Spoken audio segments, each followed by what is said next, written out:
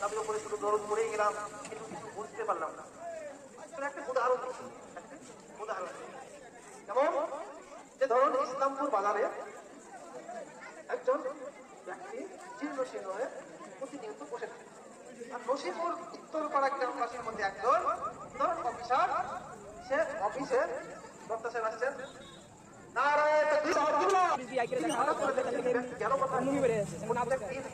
আমাকে সালাম দিত, আমি কোনোদিন থামতাম না, উত্তর দিতাম, দূর থেকে চলে যেতাম, কিন্তু ব্যক্তিটি তো আমাকে সালাম দিত, কি হয়েছে ব্যক্তিটি আজ কেন আসেনি?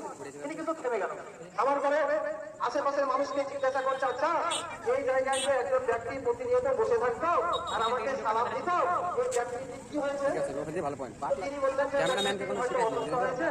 আসতে পারেনি, আজ সকাল থেকে আপনাকে বলতে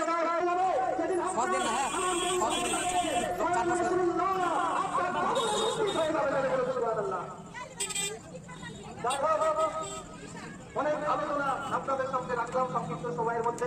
বলার মধ্যে ভাষাগত ভুল আমি সভাপতি বক্তব্যে হাজির হয়ে গেছি। যাই হোক।